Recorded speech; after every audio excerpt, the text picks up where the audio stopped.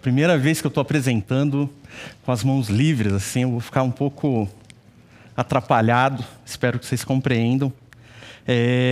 Vamos falar um pouquinho sobre Pulp. É um projeto que não é conhecido.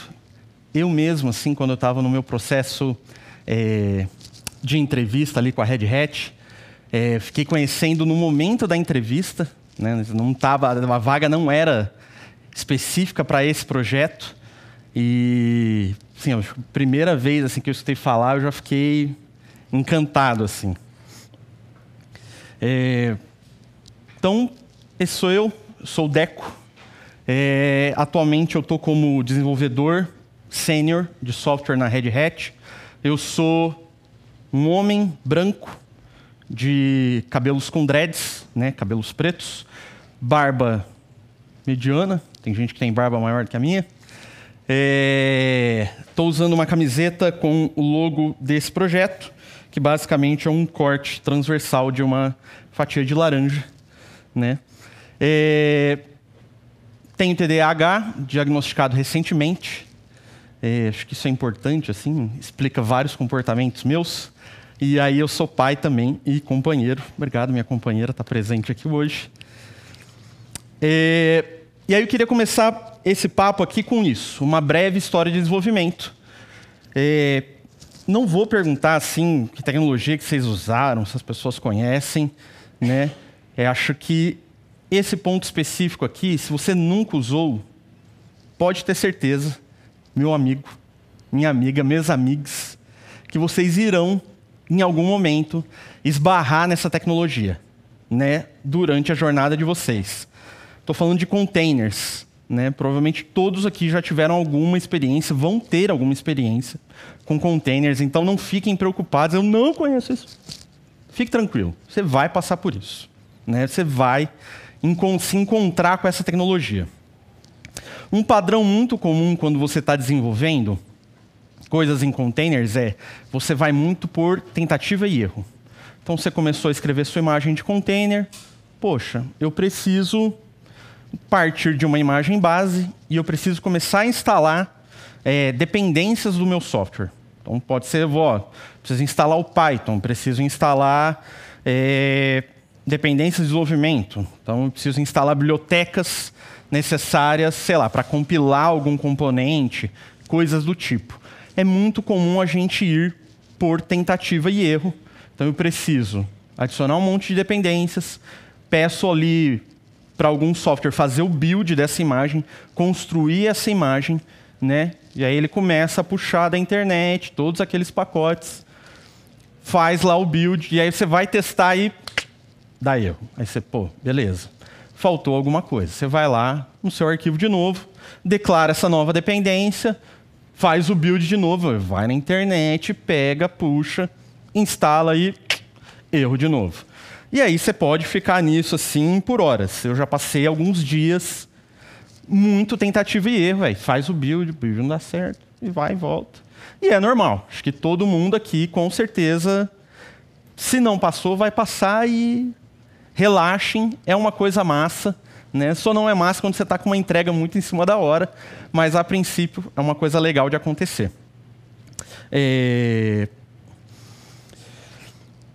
Então, é um pouco isso, sobre ficar baixando coisas e tendo que regerar esses processos. É um processo repetitivo, você baixa muitas vezes o mesmo conteúdo, né? Você vai lá, vai baixar o Python, vai baixar as dependências e tal.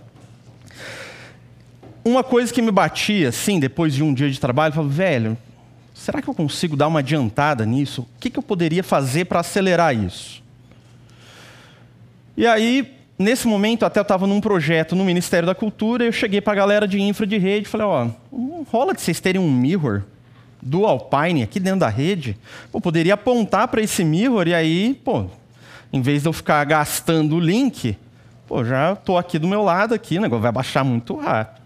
Vai acelerar o processo do build das imagens. A galera, vou ganhar até uma medalha desse negócio, né, velho? E aí, o que a gente tinha de opção na época? O clássico, rsync. Galera, rsync é, um dos melhores utilitários que você pode ter contato na sua vida. Mas para tudo. Você quer copiar um arquivo local? Pode usar o rsync. Você tem que copiar coisas entre máquinas? Vai de rsync. Véi, meu download quebrou no meio do caminho. O que eu faço? Vai de rsync. É bom. É bom. E aí eu fiquei, pô, beleza, né? Vou copiar um mirror inteiro. Baixa tudo no rsync, né? Vamos nessa.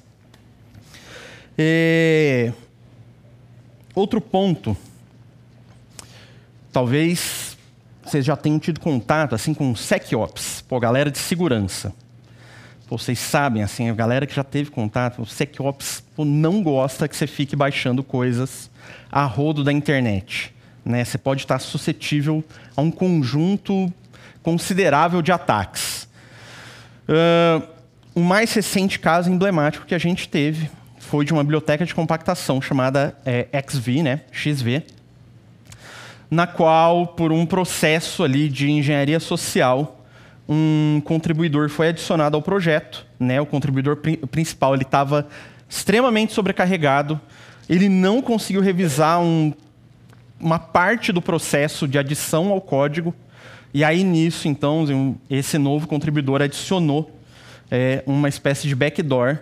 E essa biblioteca é muito utilizada, assim, pô, vamos falar assim, 100% das distribuições Linux.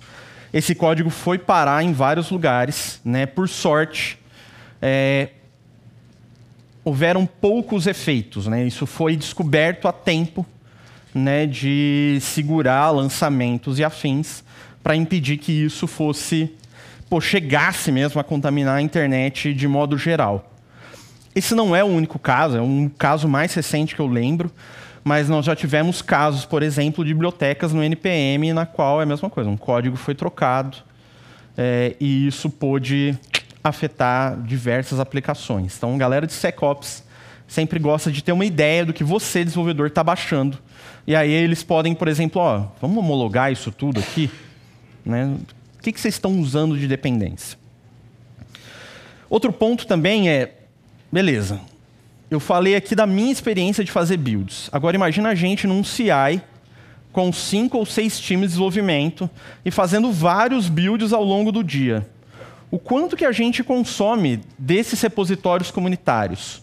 O quanto eu consumi de banda do PyPI, do NPM, dos repositórios das distribuições, de várias coisas assim. A gente não nota muito, a gente sabe que a gente pede, né? Então, por exemplo, se você tem uma empresa, que você contribua para esses projetos, porque isso é muito importante para o ecossistema de desenvolvimento das linguagens. Né? Mas a gente entende também que é isso. Assim, muita gente não tem como contribuir de volta. Muitos projetos que são software livre não possuem fundos e recursos para poder falar, olha, eu entendo que o meu projeto está hospedado, ou que muitas pessoas consomem, então eu estou, queria ajudar de alguma maneira, né, o pessoal com custo. Custo de consumo de banda, de armazenamento. Né? Eu comecei a brincar recentemente com NAS, né, que são dispositivos de armazenamento que você mantém na sua rede, que podem falar diversos protocolos e tal. E a gente, às vezes, fica meio confuso, assim, pô, mas eu vou comprar um HD, 4 terabytes, aí você acha por R$500, assim, aí você pensa, pô, não é muito dinheiro. Mas quando você começa a elevar o nível dessa brincadeira, você já começa a pensar, pô, um HD só, pô, não é... Um é nada, assim, 2 é um é nada, assim, o HD queimou, você perdeu tudo. Um HD de NAS, especificamente para esse tipo de aplicação, custa um pouco mais caro do que o normal. E se a gente começar a pensar, tipo, olha, eu vou botar num RAID 1, ou RAID 5, ou RAID 6, que você tem que ter vários discos. Muitas vezes eles são cópias um do outro, então você comprou 2 discos de 4 teras, mas você colocou um com cópia do outro, então você só tem 4 teras, ao invés de ter 8 teras. E isso aí começa a escalonar num nível que começa a ficar caro. Como DevOps, assim, eu acho que as pessoas passaram por experiências semelhantes também. Né? Então, as pessoas podem, por exemplo, ter uma rede lá que eu tenho... Vou colocar algumas dezenas de VMs, uma coisa meio comum. Para você atualizar, por exemplo, imagina se eu mando um comando ali né, no seu orquestrador de escolha e fala, olha, todo mundo, atualiza todos os pacotes aí com coisa de segurança. Então você tem dezenas de VM puxando o mesmo conteúdo para dentro da sua rede, mesma coisa, consumindo banda, né? E você, poxa, não sabe ali se todo mundo puxou ou não, isso, né? Se consumiu direito ou não. Se eu for manter um mirror dessas coisas na minha rede, tem esse custo de armazenamento, que como eu falei ali, junto com aquela questão do NAS, não é uma coisa barata, né? Storage Enterprise é uma coisa assim, um custo muito considerável. E o Alpine, por exemplo, ele não é uma coisa muito grande. Nós estamos falando de 200 e poucos gigas, algumas versões, né? Mas imagina se eu for falar de uma distribuição grande. Um Fedora, por exemplo, um Red Hat. Vamos falar de Ubuntu, de Debian. Nós estamos falando de uma versão ser alguns terabytes. Será que eu uso todos os pacotes de uma distribuição? Compensa para mim manter um mirror completo de uma distribuição? Eu acho que São Carlos tem um conjunto de mirrors de distribuição de Linux. Eu trabalhei um tempo como técnico de TI na USP, e aí a gente também tinha alguns mirrors de distribuições lá, mas a gente nunca chegou a puxar, por exemplo, uma estatística de pacotes. Quais eram os pacotes mais puxados? Será que compensava ter um mirror completinho? Cara, de alguns terabytes, aí você multiplica por distribuições Linux, vezes as várias versões que você mantém no mirror. Cara, nós estamos falando assim de alguns vários milhares de dólares ali que estão colocados, muitas vezes não estão sendo utilizados. Estão parados com o conteúdo e ninguém está acessando isso.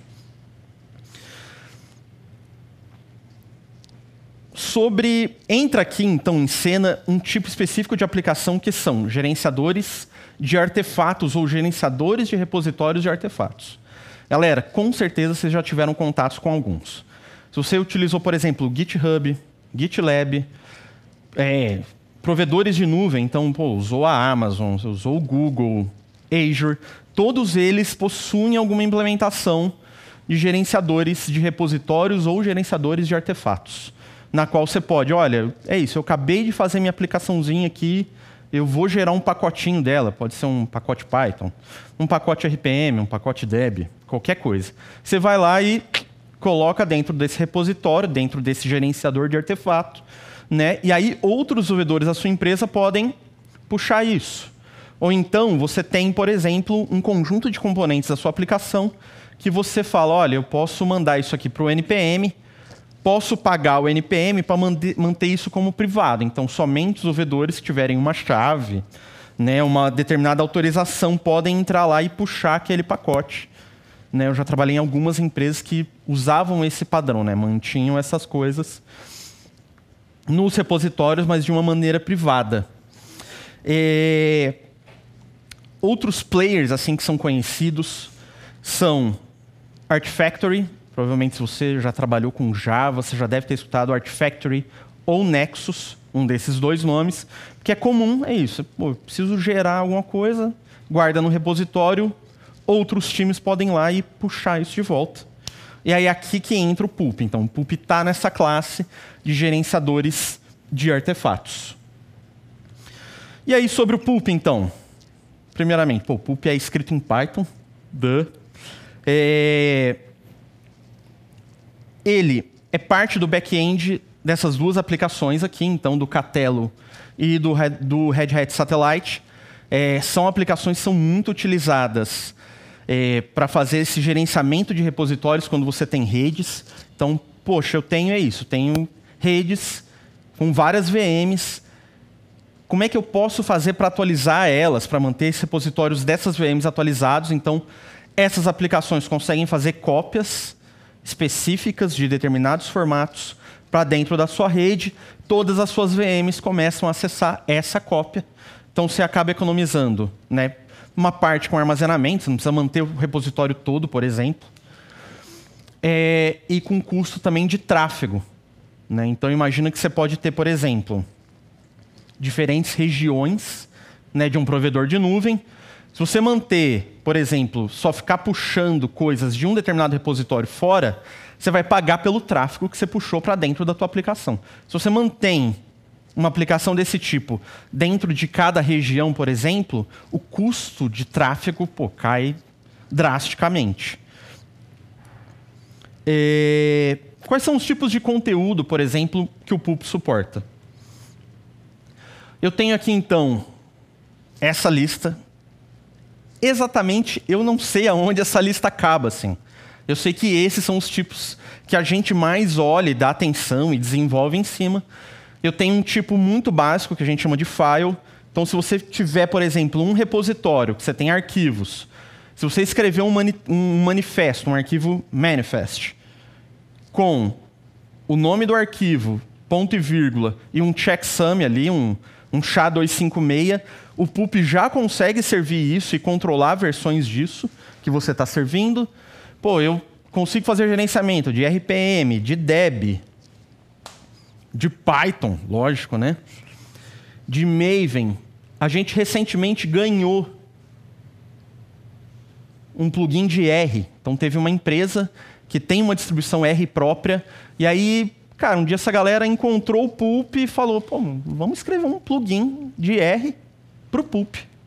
Então a gente consegue hoje controlar repositórios de pacotes em R, como tipo o CRAN. Quem usou R ali sabe, uma biblioteca assim, de pacotes em R. Ansible. Né? A gente tem o Galaxy Ansible, que são... Você pode manter receitas, playbooks de Ansible lá. Isso por debaixo dos panos é um PUP. Containers, então a gente também consegue gerenciar containers. Um padrão muito bacana disso é... Se você puxa containers toda hora no seu CI, você sabe que você tem um rate limit.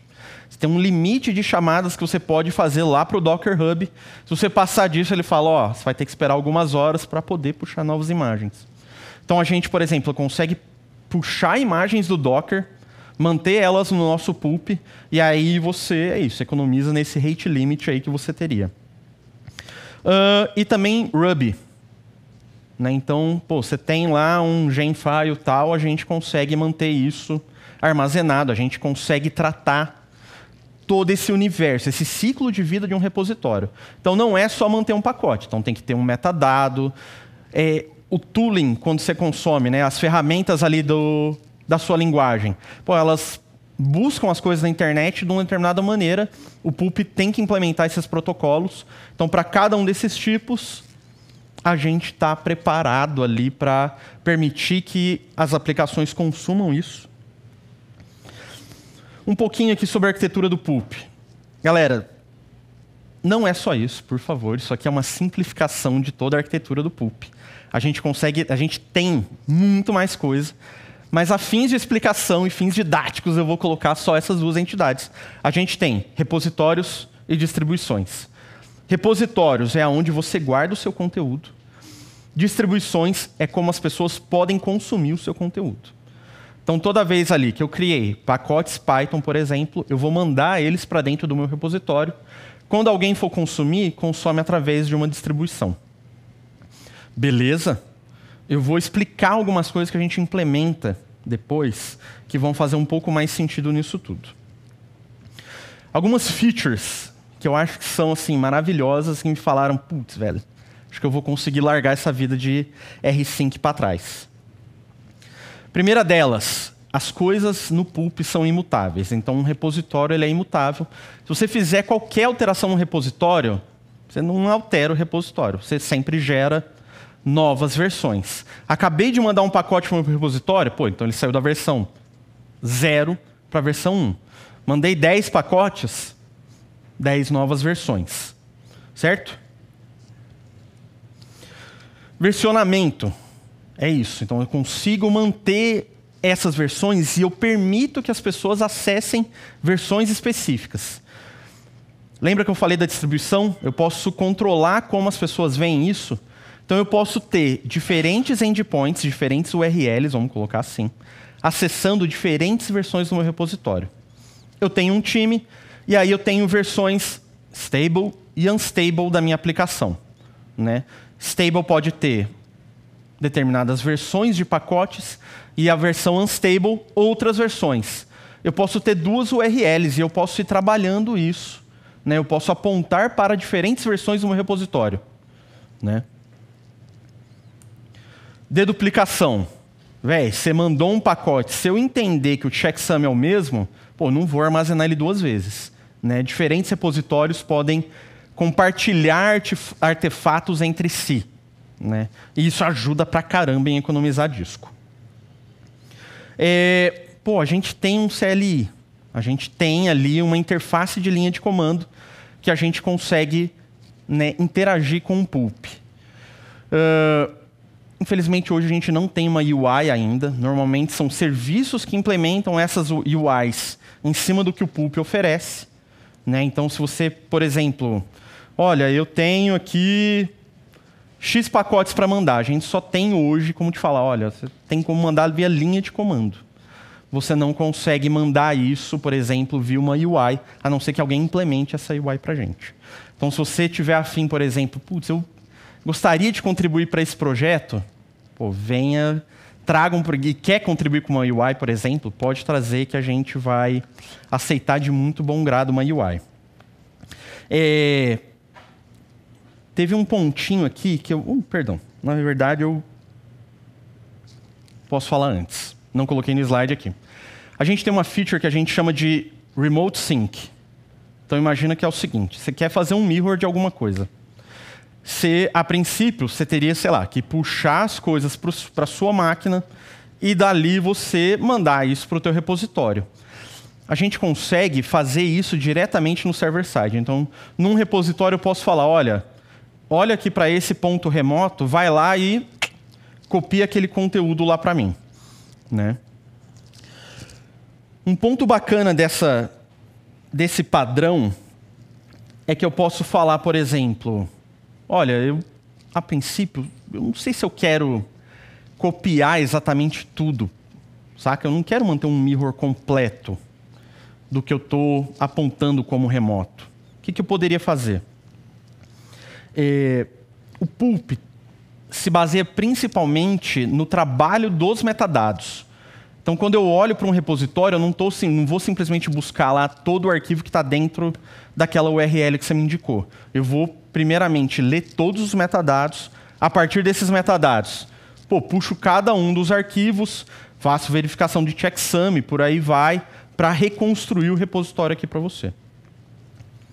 Alguns padrões de uso que eu acho que são interessantes. Então, eu estou falando, posso fazer um mirror absoluto das coisas. Então, olha, copia 100% disso aqui com todo o conteúdo, fica à vontade.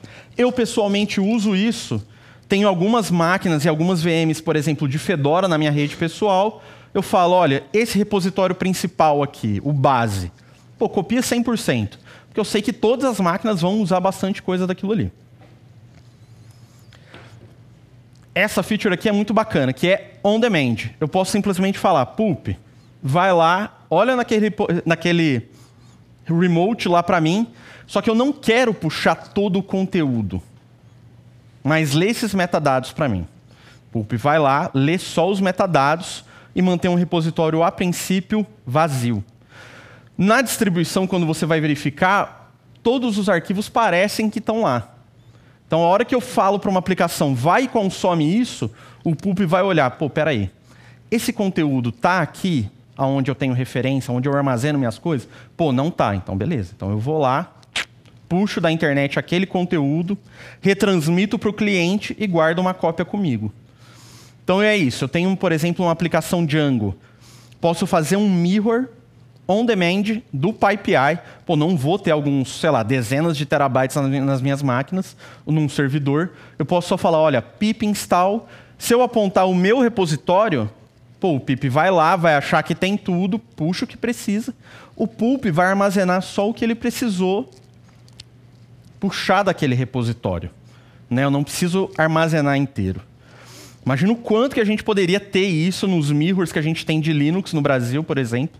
Quanto que a gente poderia salvar ali de armazenamento.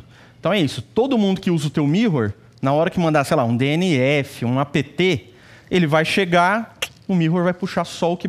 O Pulp, perdão, vai puxar só o que precisa. Vai armazenar para você ali só o que você precisa, né? Isso ajuda muito. em economizar esses custos, né, de armazenamento e de uso de banda. Pulp réplicas. A gente já escutou falar de clientes que possuem algumas centenas de milhares de VMs espalhadas ao redor do mundo. Então você imagina, poxa, se cada uma dessas VMs forem puxar esse conteúdo, né? Só que muitas vezes não é só uma questão de você ter um mirror perto da VM, eu preciso que seja um pulp em si, né? Tem esse controle dos metadados, etc. e tal. Eu posso plugar um pulp no outro e eles começarem a replicar. Não só o conteúdo dos mirrors, mas a maneira como os metadados estão configurados dentro da minha aplicação, dentro do meu pulp. Então eu consigo ter cópias do próprio pulp em si, espalhadas aonde eu preciso. Um outro caso de uso que a gente também já viu muito são esses ambientes air-gapped, assim, ambientes totalmente isolados da internet. Se você já escutou falar dos processos de build, por exemplo, do TSE, sabe como é que é essa coisa. Assim, a gente tem ambientes, redes, etc. e tal, mas que ela não pode estar de maneira nenhuma ligada na internet. Como é que você vai fazer para fazer o build da sua aplicação, ou para fazer, por exemplo, atualizar VMs, qualquer que seja isso? O Pulp tem uma funcionalidade de import e export. Eu posso simplesmente falar, olha, Pulp, exporta para mim esses repositórios aqui. Pô, ele conseguiria exportar isso numa mídia. Você pode chegar lá dentro da tua rede, numa outra instância de Pulp isolada e falar, olha, importa isso aqui de volta para mim. E as máquinas dentro da tua rede podem ter acesso a isso. Então, você poderia fazer, por exemplo, isso. Você tem um CI isolado ali que não pode ter contato com a internet, né? Mas, pô, você vai pegar cópias de cada um dos pacotes e botar em algum lugar? Não. Você pode ter funcionalidades do PyPI, do apt, do DNF, dentro da sua rede que está isolada da internet. Acho que assim, é uma feature muito bacana. Beleza, galera. Mas como usar o Pulp? A gente tem assim, um conjunto diverso de tipos de imagens, né? O Pulp em si, não acho que é tão trivial usar, tipo, sei lá, um pip install Pulp, né? Ele tem alguns componentes, precisam estar configurados, tem entry points diferentes. Então a gente pensou, falou, olha, vamos fazer um conjunto de imagens que as pessoas consigam, rapidamente usar, né? A gente tem uma imagem que eu sei que não é muito bonito de falar isso, mas é uma imagem que tem tudo. Então, já dentro da imagem você já tem o banco de dados, tem todas as aplicações configuradas, tudo roteado, na qual com um comando você consegue subir o Pulp e já consegue interagir com ele.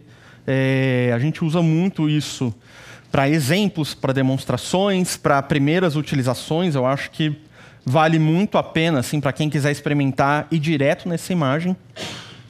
A gente tem depois, lógico, imagenzinhas separadinhas por responsabilidades. Se você quer passar para um próximo passo, isso, são imagens muito boas. A gente usa as mesmas imagens que estão abertas na internet, a gente usa em aplicações reais de Pulp, assim, né? Então não vai ter nada tipo, vocês usam uma coisa diferente no dia a dia? Não. O que vocês vão usar lá fora é o que a gente usa dentro de vários clientes. E aí, por último, é isso. A gente também tem um operator, né, para Kubernetes ou para OpenShift que consegue manter e gerenciar uma instalação de Pulp, né? Então, ele vai, com poucas opções ali que você tem ali de configuração, ele vai conseguir manter um ciclo de vida do Pulp, né? Então, consegue instanciar banco, consegue manter banco de dados atualizado, consegue, sabe assim, ligar e desligar telemetria, expor endpoints e tudo mais. E é isso, temos o operator, estou achando que está meio desincronizado. Galera, depois de vocês verem tudo isso, assim, eu disse que a aplicação é em Python, mas eu não disse o framework. O que vocês chutariam no que a aplicação em si é desenvolvida?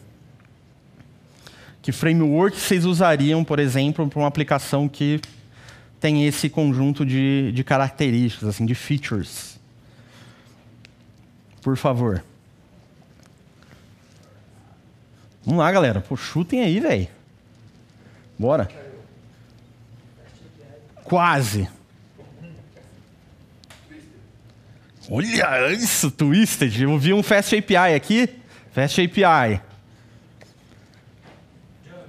Opa! Quem?